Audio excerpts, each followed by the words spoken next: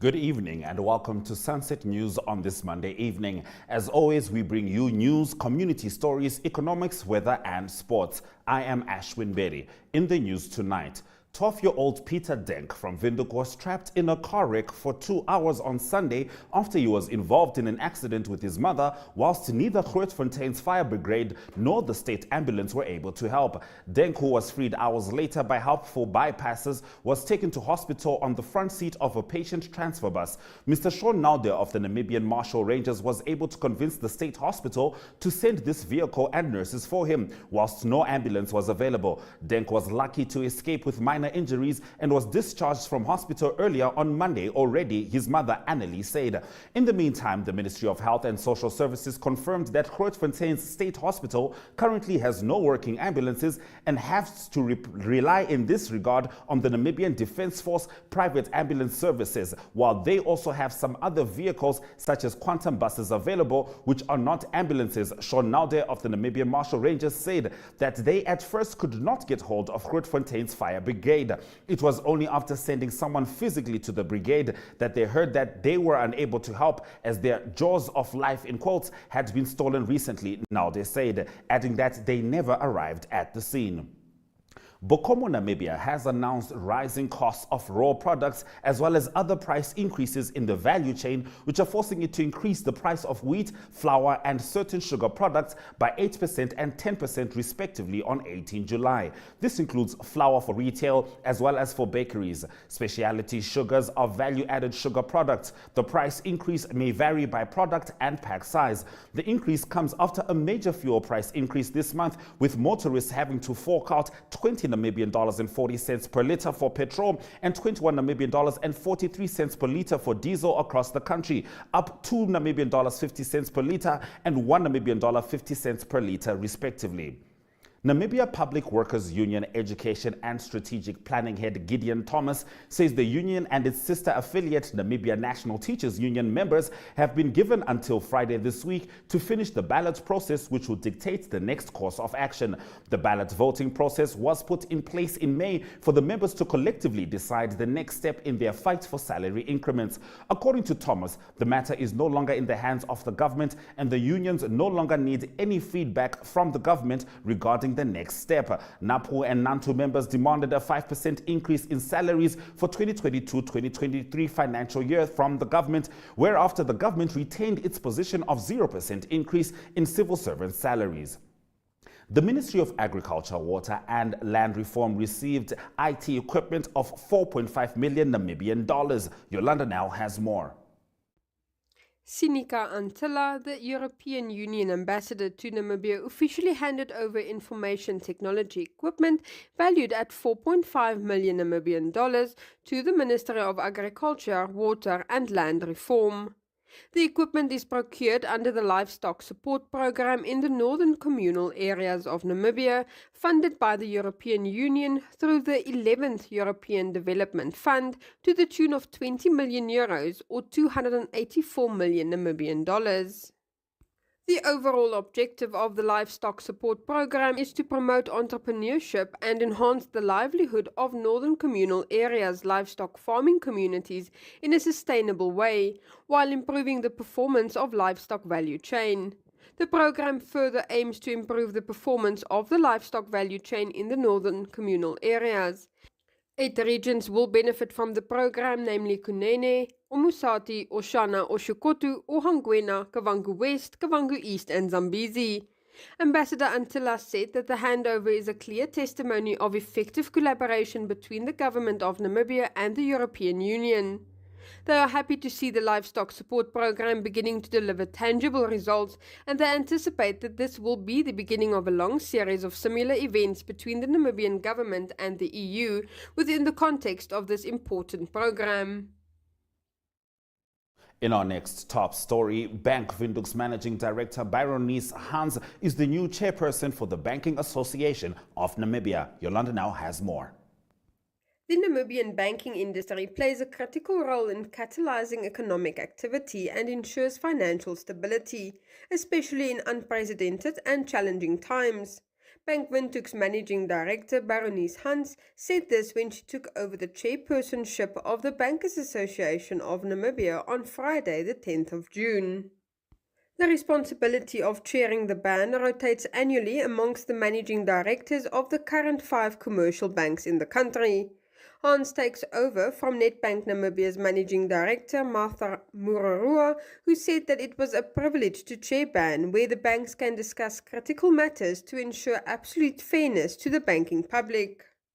According to Hans, stakeholders must ensure that as enablers in the financial industry, the banks receive the support to contribute to the growth in support of the country's national development and Harambee prosperity plans. In Community Talk after the break, we talk about World Blood Donor Day. Stay with us.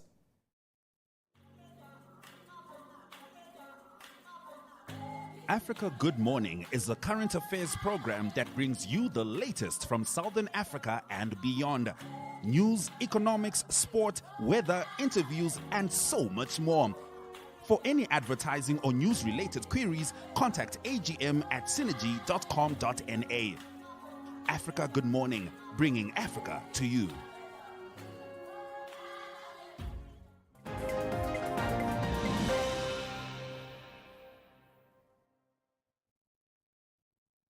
Tomorrow is World Blood Donor Day, which aims to raise global awareness about the need for safe blood and blood products for transfusion, highlighting the critical contribution voluntary unpaid blood donors make to national health systems and to support national blood transfusion services in strengthening and expanding their voluntary blood donor programs. If you've ever wondered how the process works, Jereen Hoff has more.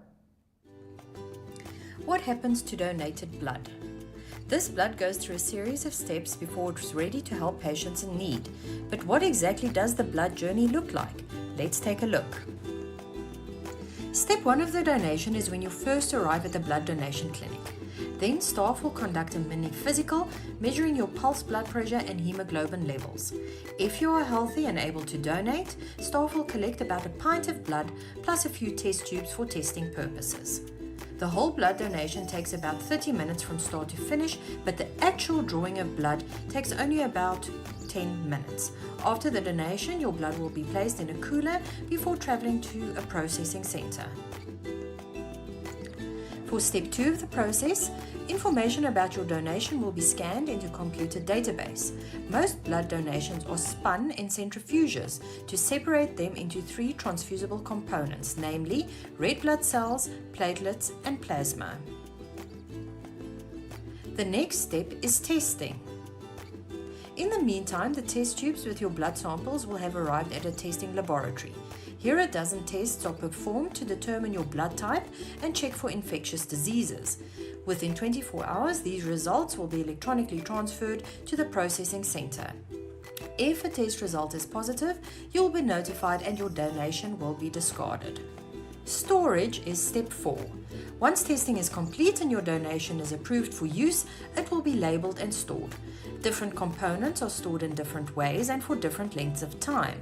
For example, red cells are stored in refrigerators for up to 42 days, while platelets are stored at room temperature for up to 5 days while continuously being agitated to prevent platelets from clumping together. Plasma is stored in freezers for as long as a year. Next, your donation is ready to be transported. It can be sent at a moment's notice to hospitals at any time of day, any day of the week. Hospitals do keep some blood products on their shelves, but it needs to be constantly replenished as it is used. So how is your blood transfused? People need blood transfusions for a variety of reasons, from serious injuries to childbirth emergencies to cancer treatments. If a patient requires a blood transfusion, the doctor must first determine the type of transfusion needed.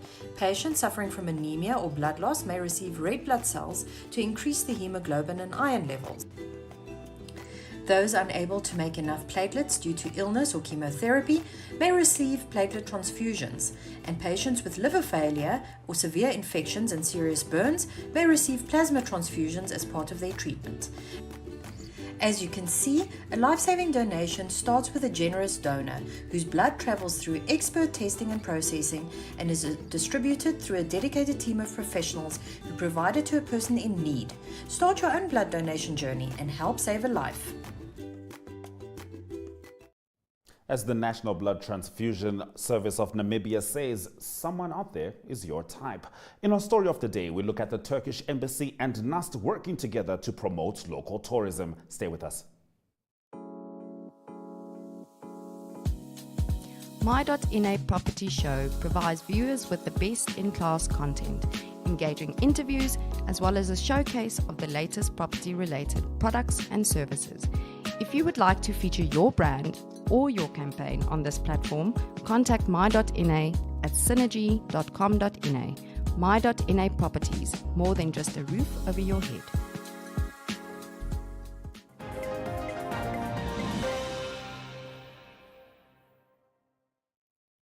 The Turkish Embassy in Namibia hosted a 5-day training event that aims to boost tourism in the country. Participants were also treated to Turkish cuisine to celebrate the first Turkish Cuisine Week that took place in May. Yolanda Nell has more.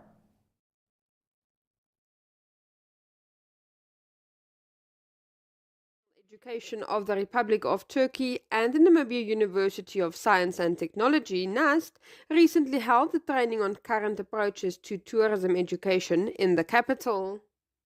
Beren Tulen, Turkey's ambassador to Windhoek, Professor Ifinya Semente, Dean of the Faculty of Commerce, Human Science and Education at NAST, and other faculty members of the university attended the event. Ambassador Tulin stressed that TICA implemented another successful project.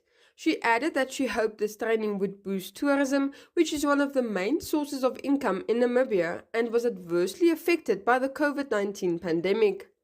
Professor Semente thanked TICA for its contribution and said she hoped their cooperation would improve.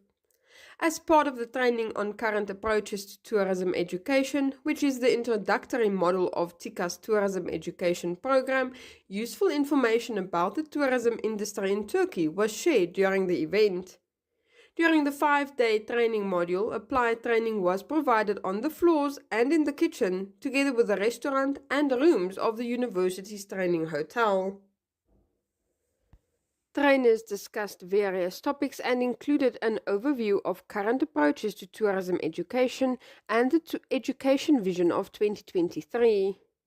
An overview of vocational training in tourism in Turkey was also discussed, together with tourism education practices in some European countries. Alternative tourism, types of tourisms in Turkey, on-the-job training module implemented in Turkey, as well as schools of tourism and hospitality management in Turkey was also discussed during this 5-day training module. Certificates were presented to 21 participants who successfully completed the training. At the end of the ceremony, the Turkish Embassy in Windhoek served various Turkish dishes and Turkish coffee on the occasion of the Turkish Cuisine Week. The unique Turkish cuisine is a defining element in their cultural identity and was introduced at the newly launched Turkish Cuisine Week, which took place from the 21st to the 27th of May. Turkish Cuisine Week aims to showcase Turkish dishes with all their original qualities as the crown of their tables. Turkish Cuisine Week with timeless recipes also introduced a gastronomy book published under the leadership of the First Lady and under the auspices of the Presidency, in cooperation with the Turkish Tourism Promotion and Development Agency, with the support of the Ministry of Culture and Tourism. The book aims to promote the richness of Turkish cuisine to a global audience and features contributions from prominent chefs, academics, and experts. In economic news after the break, we look at food shortages being the next global health crisis, as well as your economic indicators. Stay with us.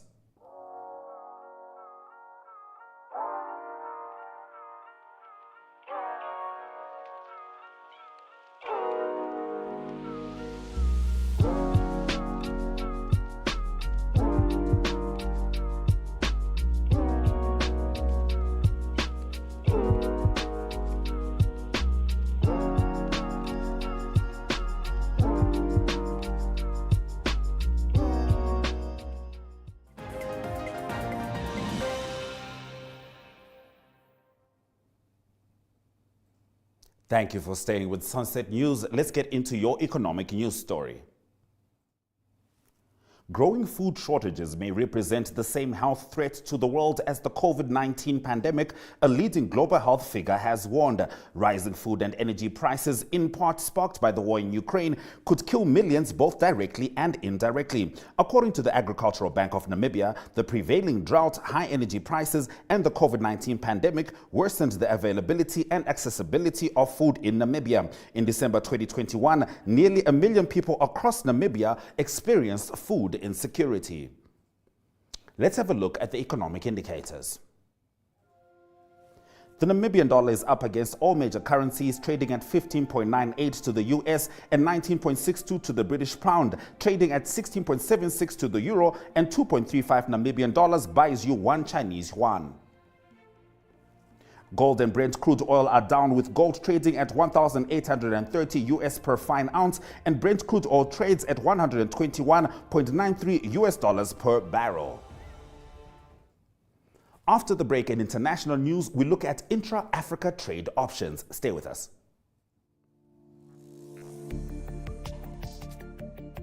In Business 7, you get news on current economic, financial, and business matters in Namibia.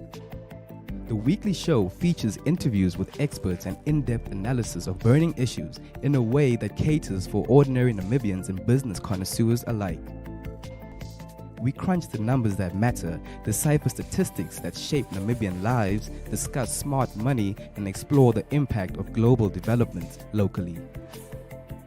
Money makes the world go round, so catch us on NTV, OneUp2.com, and the Facebook platforms of the Namibian Sun, Republikane, Algemeine Zeitung, and Namibia Media Holdings. For news related or advertising queries, please contact B7 at synergy.com.na.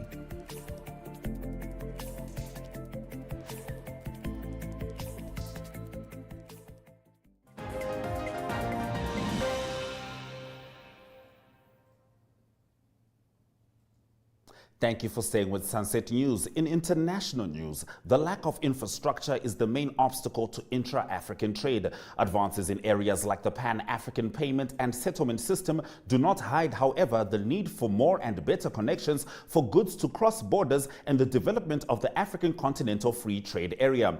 According to Jose Severino, president of the Industrial Association of Angola, despite the great efforts that has been made, the African integration is very far from being achieved. One of the big problems is the infrastructure. Naturally, it is possible to start thinking about the efficiency of payment systems and also the issue of credit between our banks, which does not exist. We are always dependent on the foreign currency that works with the digital systems. The Pan-African Payment Platform started operating in experimental mode 1 year ago. It is estimated that the platform will save an additional 5 billion euros per year in transaction costs. Tomorrow's weather follows after the break.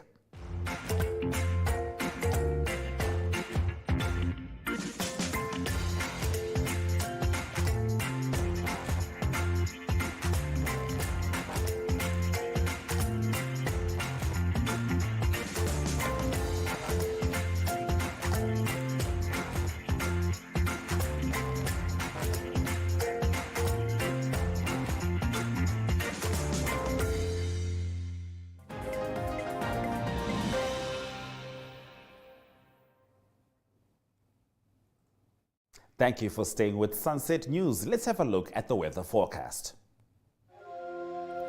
Edana is going to be the warmest in the north with 6 and 32 degrees, while Hobabis will be the coldest at -1 and 23 degrees. Rehoboth is also cold at -2 and 20, with minimum temperature standing at 1 degree at Mariento and Aranos.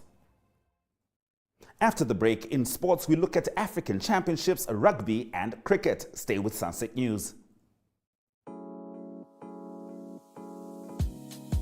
My.NA Property Show provides viewers with the best in-class content, engaging interviews, as well as a showcase of the latest property-related products and services. If you would like to feature your brand or your campaign on this platform, contact My.NA at synergy.com.na. My.NA Properties, more than just a roof over your head.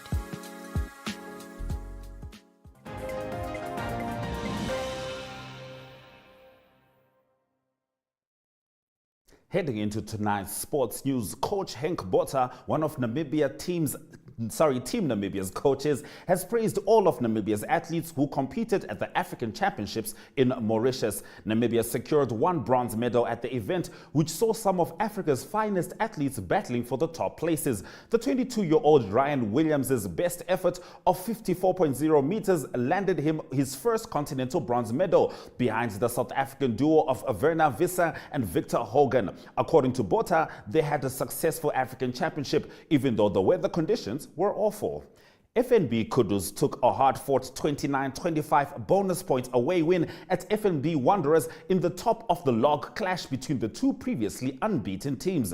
The Walvish Bay outfit took over the lead in the NRU Premier League from Wanderers. After 5 matches each, Kudus are now on 24 points ahead of Wanderers on 23, UNAM on 19, the Western Suburbs on 15 points, Grootfontein on 12, Rehoboth on 11, and United on 1. Rehoboth Falcon has not made any points. Saturday's matches were the first of the upcoming period in which clubs will have to adapt to the absence of their players called up for national duty, with Wanderers and UNAM hit hardest with 7 players each, while Kudus had to make do without Joshua Jacobs, Captain Cameron Langenhoven and Chad Plato, who are due to play in their blue jersey again after returning from club rugby to Spain.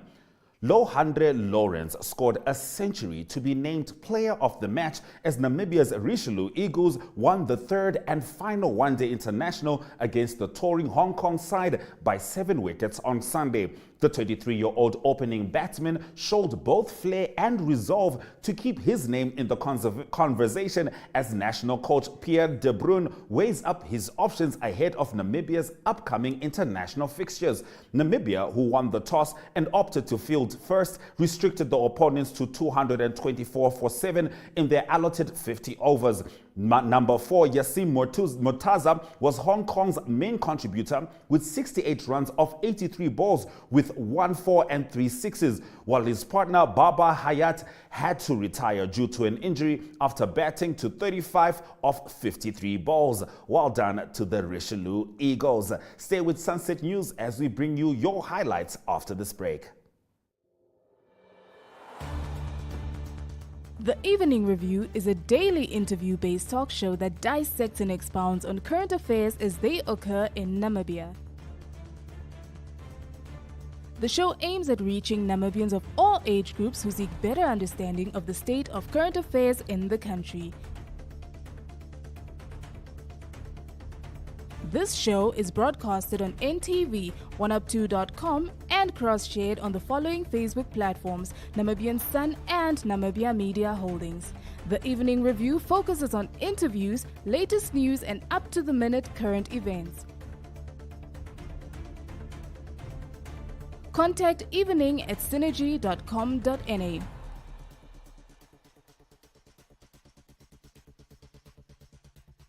Evening Review, unpacking today's pertinent issues.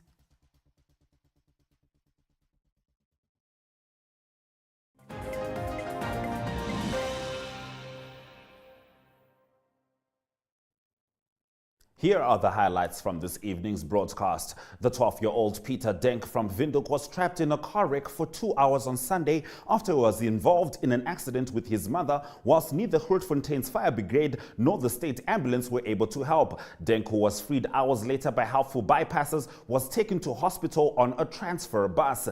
Denk was lucky to escape with minor injuries. Bokomo Namibia has announced rising costs of raw products as well as other price increases in the value chain, forcing it to increase the price of wheat, flour and certain sugar products by 8% and 10% respectively on 18 July. And Coach Henk Botha, one of Team Namibia's coaches, has praised all of Namibia's athletes who competed at the African Championships in Mauritius. Namibia secured 1 bronze medal.